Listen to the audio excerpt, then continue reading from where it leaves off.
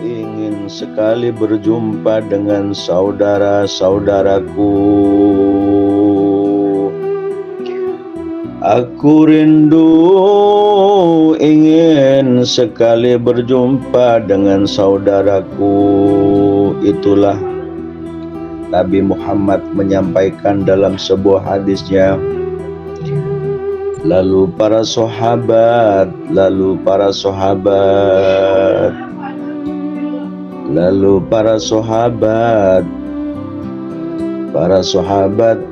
radhiyallahu anhum lalu berkata, bukankah kami saudara-saudaramu? Bukankah kami saudara-saudaramu? Beliau menjawab, qala antum ashabi, kalian adalah para sahabatku. Kalian adalah para sahabatku.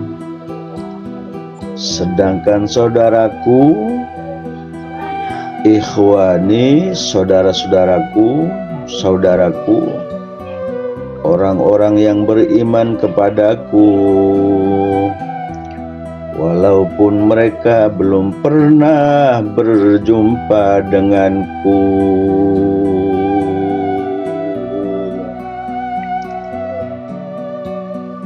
Maka ini merupakan satu penjelasan dari junjungan besar Nabi Muhammad SAW yang membuat kita sebagai umatnya besar hati.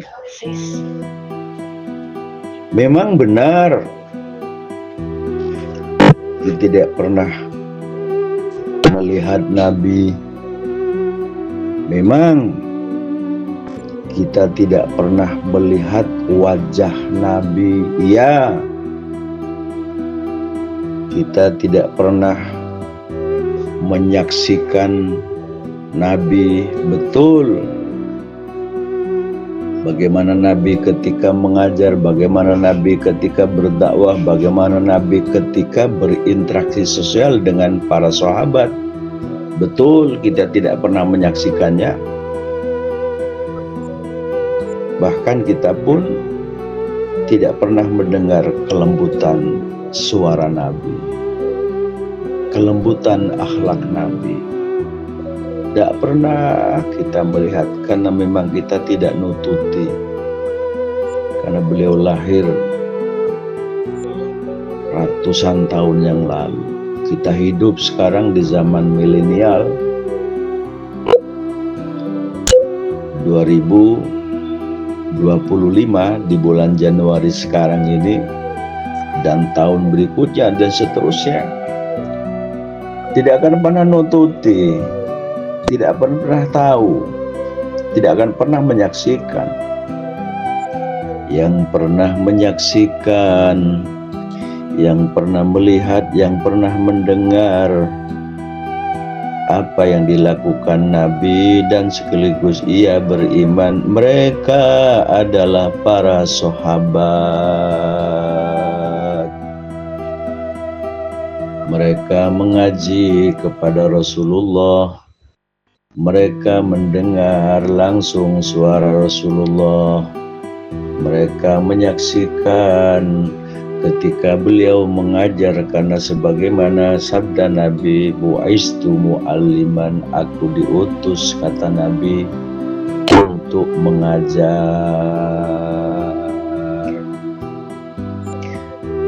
Yang tahu tentunya para sahabat, maka sahabat menyampaikan kepada tabi'id, tabi'id menyampaikan kepada tabi'in, tabi'in menyampaikan kepada para waliullah alim alamah, para waliullah alim alamah menyampaikan kepada para ulama menyampaikan kepada ustadz-ustadzah, para guru dan dosen menyampaikan kepada siswa.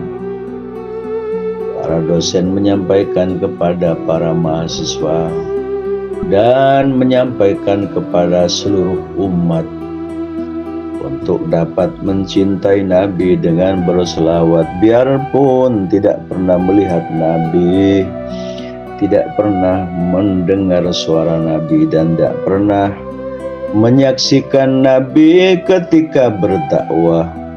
Namun Nabi telah menyampaikan dalam sebuah hadisnya, orang yang beriman tapi tidak pernah melihat Nabi, itu yang kurindukan.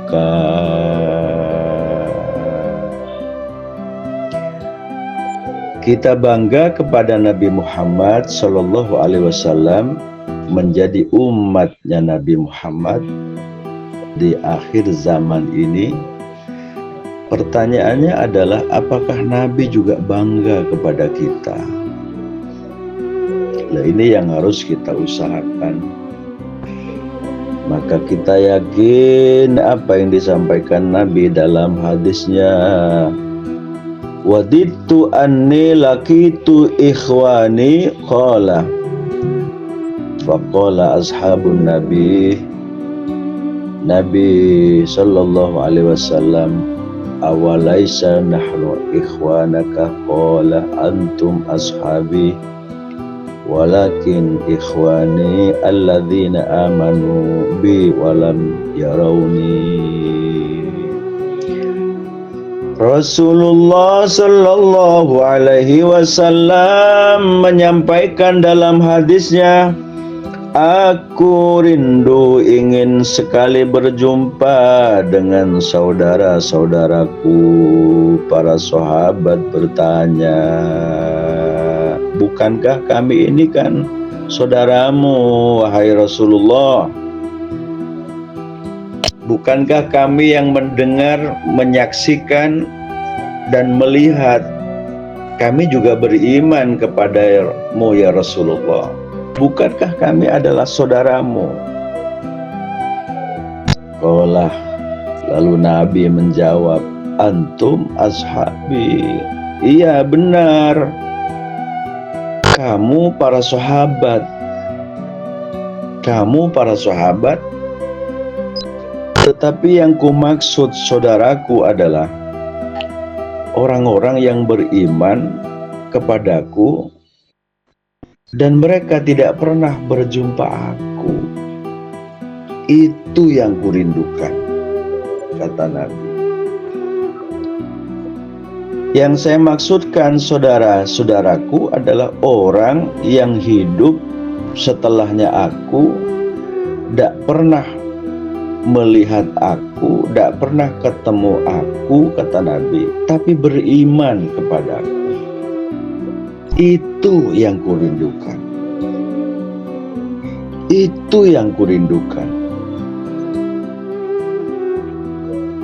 Maka umat Nabi Muhammad Sallallahu Alaihi Wasallam sudah punya standarisasi, punya ciri khas, punya ciri. Ketika berkumpul di hari kiamat, Nabi Muhammad sudah tidak akan bingung untuk menentukan di mana umatku. Umati, umati, umati, kesinilah, kemarilah. Maka para umat Nabi Muhammad berkumpul seketika di padang mahsyar. Ketika dipanggil oleh Nabi, umati, umati, umati, kemarilah ke sini ya, dengan panggilan penuh kasih sayang. Umatnya Rasulullah sudah punya standarisasi, punya ciri khas. Kalau ciri itu tidak dimiliki,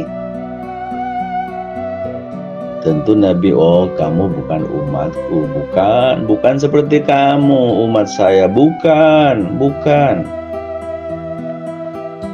Kamu mau ngumpul, bukan seperti kamu umatku. Maka Nabi menyampaikan, qala fa innahum ya'tuna ghurran muhajjilina minal wudu umatnya Nabi Muhammad itu ketika datang mereka sudah mukanya bersih berseri-seri, ya. Ia punya anggota badan yang digunakan, salah satu anggota badan yang kita lakukan untuk berwudu, itulah yang menjadi saksi kelak. Mukanya bersih, tangannya bersih, bersinar, kakinya bersih. Ketika itu berkumpul menghadap Nabi sudah tidak lagi menggunakan ungkapan kata-kata yang indah, apalagi ungkapan diplomasi sudah nggak ada, sudah tidak ada ketika itu. Yang ada pembuktian, bukti fisik, kalau orang menyebutkan dalam dunia kampus begitu. Kalau sudah bukti fisik selesai, ya, dan tidak ada bukti fisik yang dibikin-bikin, tidak ada bukti fisik yang dibikin-bikin kelak. Karena itu rekam jejak pada kehidupan dunia. Qala fa innahum ya'tuna ghurran muhajjilina minal wudu. Mereka datang menghadap Nabi, mereka sudah punya identitas. Mereka punya identitas menyinar, ya, bersih, yaitu anggota wudu, muka, dahi, yang ketika sujud kepada Allah, ya, setara dengan lutut, tangan bersih, rambut menyinar, kaki pun bersih. Itulah dalam hadis yang lain juga disebutkan, inna ummati ya'tuna yawmal qiyamah ghurran muhajjilina min asaril wudu. Sesungguhnya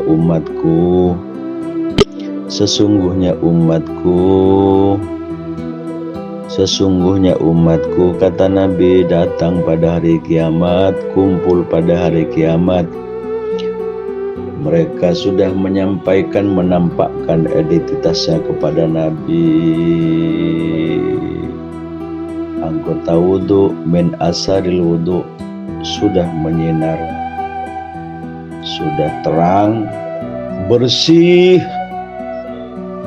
Maka terang, bersih, menyinar, berseri-seri, inilah identitas umatnya Nabi Muhammad Sallallahu Alaihi Wasallam. Semoga kita mendapatkan kerinduan Rasulullah, semoga kita mendapatkan cintanya Rasulullah, semoga Nabi Muhammad merindukan kita. Semoga Nabi Muhammad merindukan kita. Semoga Rasulullah Sallallahu Alaihi Wasallam merindukan kepada umatnya. Salah satu di antara kita semua adalah kita yang beriman kepada Nabi. Walaupun kita tidak pernah melihat, tidak pernah mendengar, tidak pernah menyaksikan, tapi kita membaca hadis-hadis Nabi, banyak membaca hadis-hadis Nabi, bahkan menghafal hadis-hadis Nabi dengan penuh rasa cinta dan rindu. Di mana kira-kira kalau misalnya belajar dan kuliah, mondok dan kuliah, banyak belajar hadis, menghafal hadis, di mana kira-kira tempatnya? Satu di antaranya adalah Ma'had Ali, pesantren Zainul Hasan Genggong, jurusan Ulumul Hadis, konsentrasi ulumul hadis. Itulah tempatnya belajar hadis menjadi sarjana berbasis kitab, kadernisasi ulama hadis. Tempat kuliahnya di Ma'had Ali Pesantren Zainul Hasan Genggong. Semoga manfaat barokah. Wassalamualaikum warahmatullahi wabarakatuh.